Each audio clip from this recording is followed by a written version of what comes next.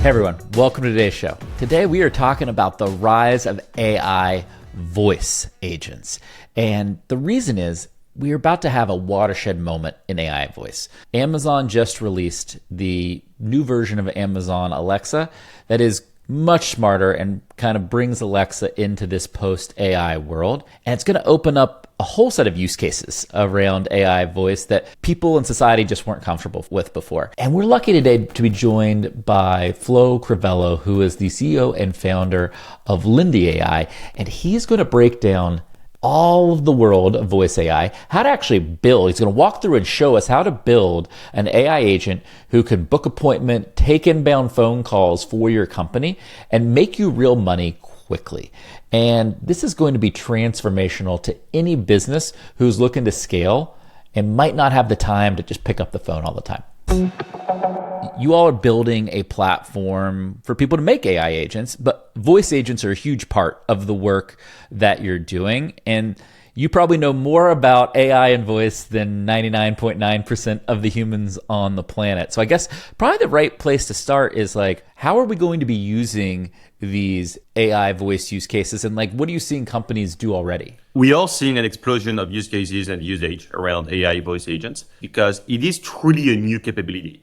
Like having autoresponders to like emails and having like chatbots embedded on your website that could respond to messages, like that's been around for a while. It wasn't good, but it's been around for a while. Like having automated phone calls, that's not really been possible until now. Like the only capabilities have been like press 1 to do X. And like that was just like so bad that like companies didn't even do it. Whereas now all of a sudden there's been a quantum leap where you went from basically having nothing, because especially small businesses did not do this whole like phone tree thing, to having something actually really good. And we're going to demo today, like the kind of agents that you can create in like 5 minutes is just like mind blowing. So I just think companies are going to stop being on the phone. I think that's the reason why AI voice agents are having such a moment. It's because every minute that an AI voice agent is spending on the phone is a minute that a human is not spending on the phone. So there is a one-to-one ROI here. They're basically blue-collar workers, right? We're having restaurants as customers. We're having plumbers as customers. And you're a plumber, you're busy plumbing all day. Yeah, you don't want to answer your phone, right? Exactly. And so every phone call that you're missing is business that you're leaving on the table, right? And so for them, the ROI is instant. Like, look, I'm plumbing. This thing is picking up the phone for me. It's making appointments. And it's just like it needs to book 1 or 2 appointments a month for me to realize an ROI on this. I just think like the funny thing is that businesses like receiving phone calls no more than people like making them. And I think there's a lot of people watching this show probably don't yet understand what is possible and what you can really do with the technology where it is today.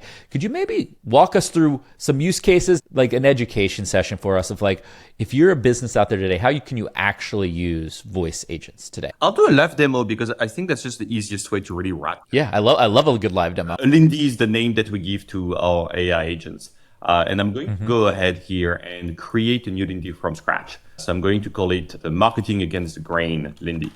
And let's suppose that this Lindy, her job is you have ingested a new lead. So a lead has asked to receive a demo and to book some time. So pretty common B2B SaaS use case. And we are going to make her react to that request. So for now, I'm just going to make it so that I can chat with this Lindy and tell her about this lead. But you could hook her up to a Google Sheets, for example. Or, we've got Typeform and Slack and Stripe. We've got all sorts of integrations. I'm just going to make it possible to chat with this Lindy for now. And I am going to plug this Lindy to my calendar. So I have a Google Calendar action here, and I have an action that is find available times. And I'm just going to make her find time for a 15 minutes meeting. And now I'm going to make a phone call. So I'm just going to pick one phone number that I have provisioned on my account. And I'll pick the language here. And here you can pick the voice. I like Archer. Hey there, my name is Archer. Oh, I like his accent. We got a little Aussie, don't we? Yeah, I like that. And when the call begins, I'm going to make it an AI agent. So we're model agnostic. So this is where you select which model you want to power your Oh, that's sweet. Models have trade-offs in terms of intelligence and speed. And speed matters a great deal in phone calls. I like using GPT-4o. These names drive me crazy. It's just insane. Like the November 2024, I guess, is the one that I like using better. 4.5 will be good once it gets cheaper, but 4.0 is a great example of model for this use case. 4.5 is excellent, but it is incredibly expensive. So expensive. 4.0 Mini and Gemini Flash are also good. Gemini 2 Flash is really good. Not quite good enough for phone calls, though. It's kind of dumb sometimes. I'm going to prompt my agent. I'm going to transcribe my voice here, and I'm going to tell it, you are a phone voice agent, which job is to book a demo with a prospect, which information you just received. Keep your utterances extremely short. People hate when you ramble on the phone. And offer one availability at a time, only offering the next one if the one that you already offered doesn't work for the prospect. Once you have collected an availability that works for the prospect, also ask them if there is anything in particular that they would like to cover on the demo. It's a basic scheduling agent, right? Somebody's going to call.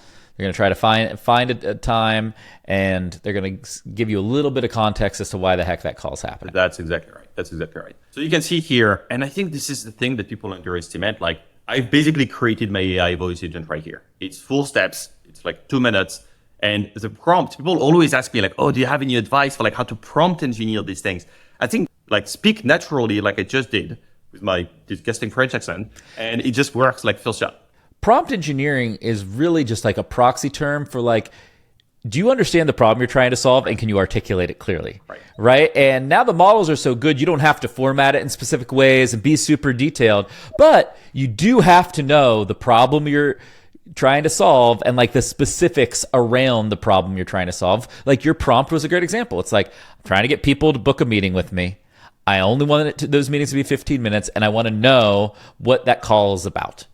Right? But if you don't go in knowing that, it doesn't matter if it's a perfectly engineered prompt, it's not going to work. That's exactly right. I tell people to think of these agents as like an intern. You are onboarding a very eager intern, not a ton of experience, not the smartest guy ever, but very eager. And if you explain to him exactly what you want step by step in simple terms, he'll get it and he'll do it. I'll add one last thing here, which is at the end of the call, I'm going to make the Lindy actually create the event, but I allow her to schedule conflicts, and then I'm gonna make her send me a message back with the information. And you see here, you will notice as I'm creating these actions, I'm actually not even configuring them. I'm not telling her anything about the message to send me or the title to give to the meeting or like none of that. I can if I want. If I want, I could like hard code the name of the meeting to be like demo call.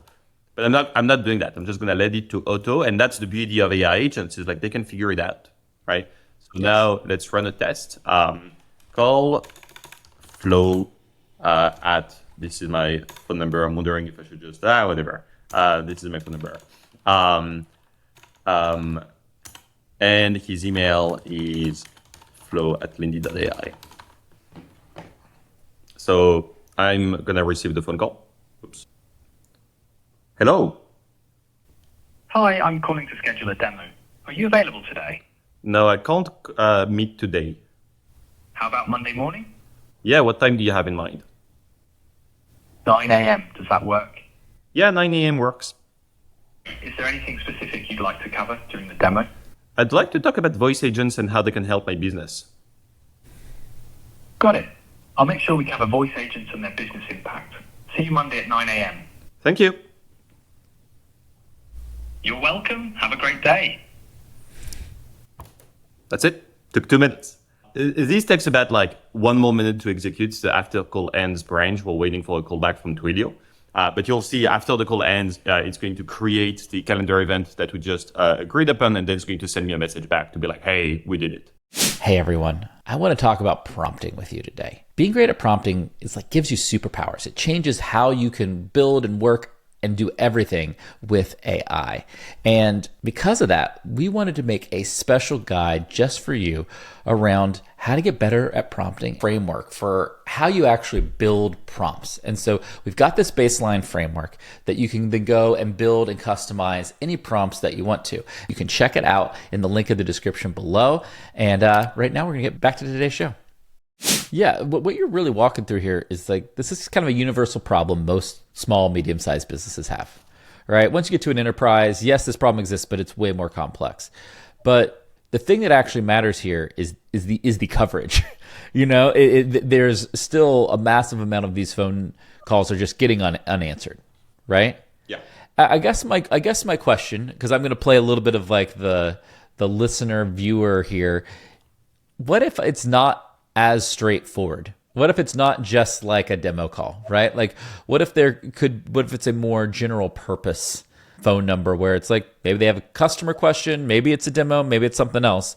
I'm thinking the analog of like, you call a phone number and there's like 5 or 6 options when you hit the buttons, right? Like what's the modern post AI equivalent of that now? You could just have, I could give a demo right now. Like you could just have this Lindy receive a phone call this time.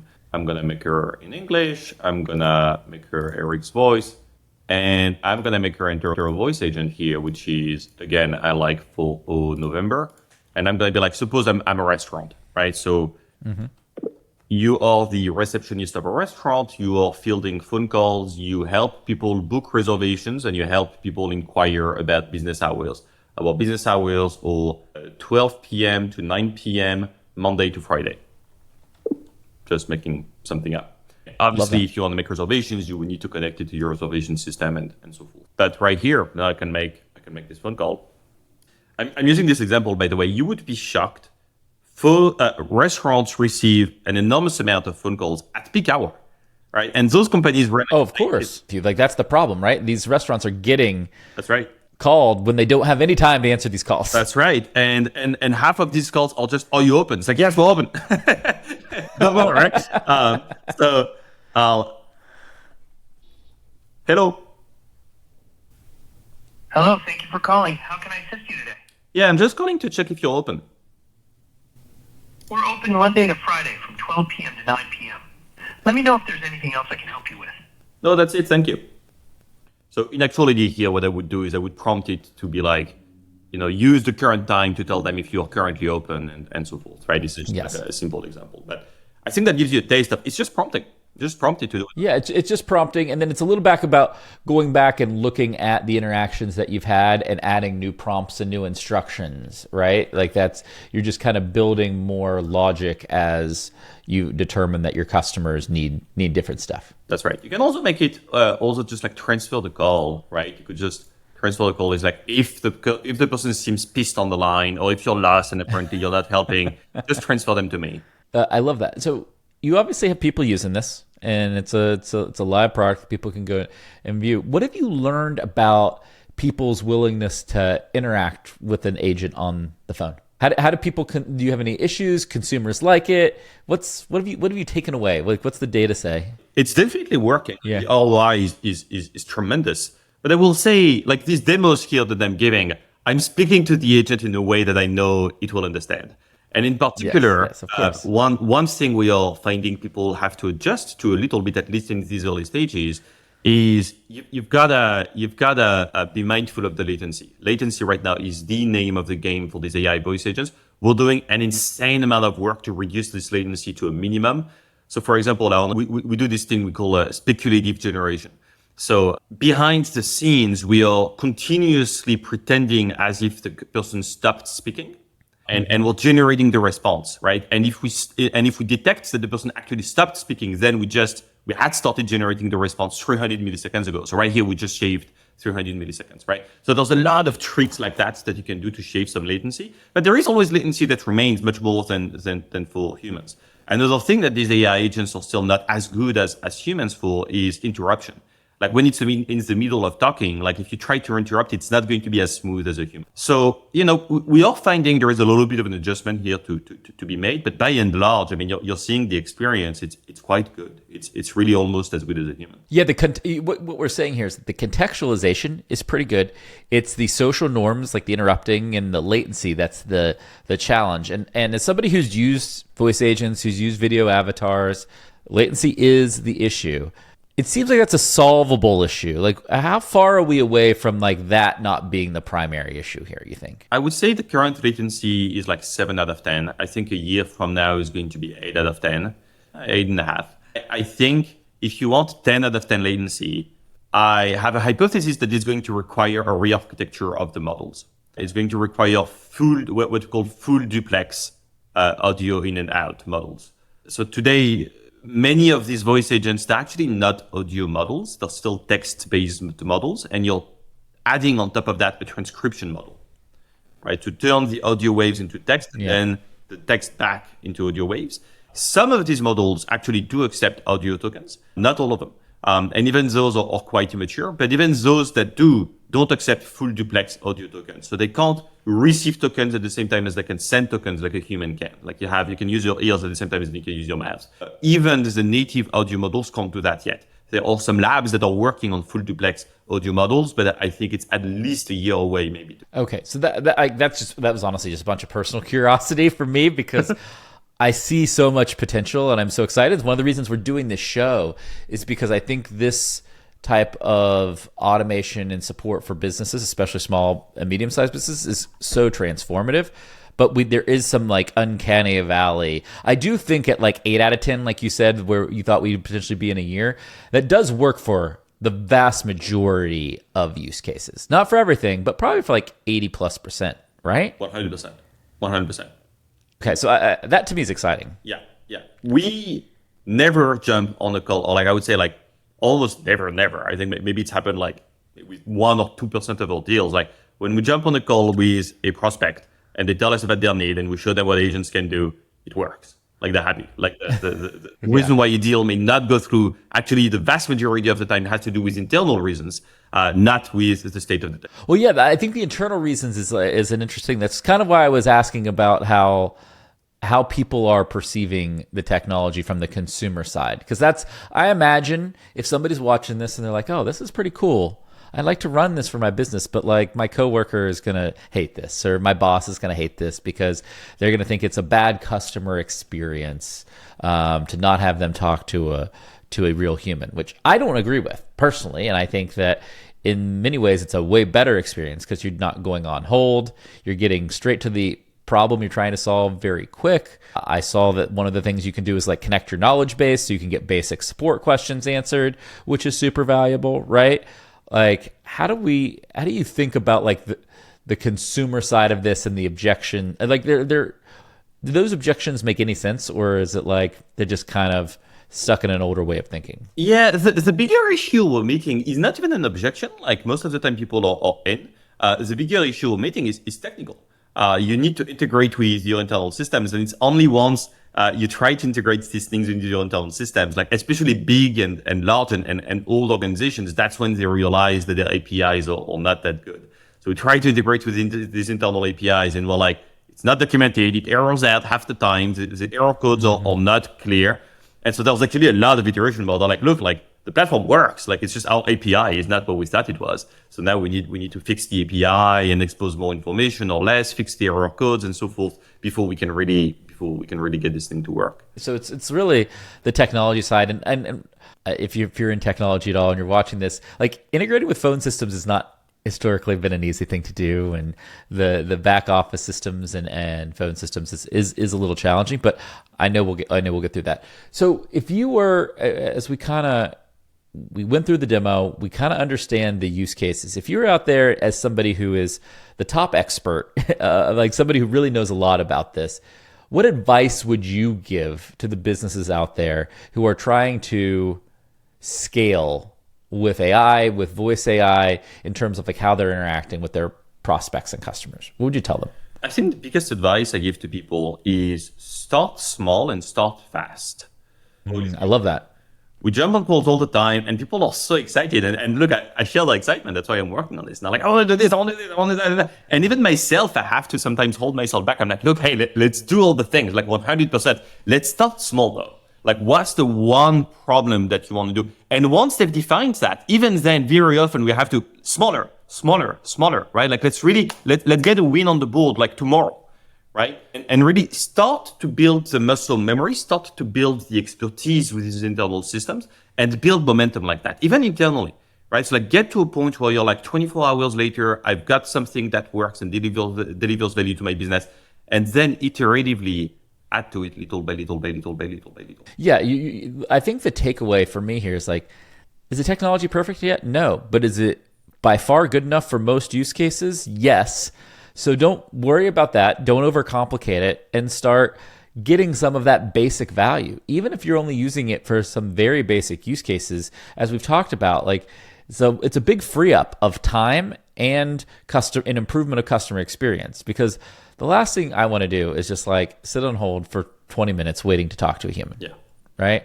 I literally can't think of anything worse in my day, and we're trying to ease that up. Okay, so that's your advice. What are the biggest mistakes that people can make when they're trying to get into this part of AI? The field of AI agents is guilty a little bit of like hucksterism, of a little overhyping, maybe. Sure. It's this is the greatest thing ever. AI is here. You can do everything. Look, the reality of it is you can't do everything yet, and I don't blame the customer for not understanding yet the limits of these systems, because they will sold to the moon. It's like, they can do everything, right? And so sometimes you jump on these calls with people and it's like, I want like an assistant. I want like a CMO, an AI CMO. I want like an AI director of demand gen. And it's like, look, I want that as well. Like, it's not what we all want it. And so I think just like we tell people to start small, we also like part of our job when we jump on these calls with folks is to educate them on the current state of the technology. And so today, these AI agents are really good at task level automation, not job level automation. Not yet. There is a roadmap to get there, but we're driving towards it. So I'd say that's one big mistake we're seeing people make is having some realistic expectation about where the technology is. I like that task level automation versus job level automation framework. Have there been any other like kind of frameworks that you've used around these agents that are just really helpful for us to all understand them better? I really like the image of the intern.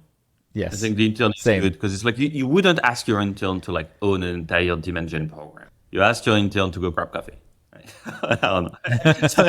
so you ask your intern like a very, very discrete, simple thing. I liked your eager intern because it's going to do it, and it's going to do it fast and unabashedly, right? 100%. This agent. I'll also say the beauty of machines in general is that they are obviously much cheaper and obviously much more scalable than humans. So I always use the analogy of the dishwasher here. It's like dishwashers are actually slower than humans at washing dishes, but who cares, right? It's like it's idle most of the time anyway, so like it doesn't matter that it takes a long time. It's not my time.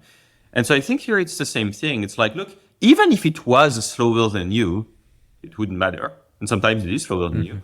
But most importantly, it is infinitely horizontally scalable. There is this Lindy that I love showing off. That's I think it's called the lead researcher right here.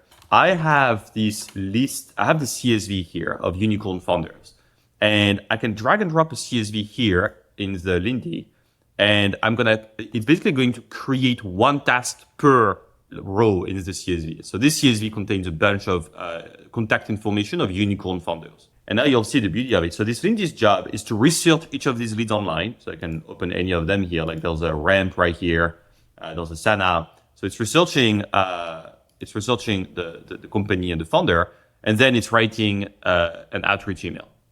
Mm-hmm. And so you can see here in the span of literally 30 seconds, it wrote 50 outreach emails.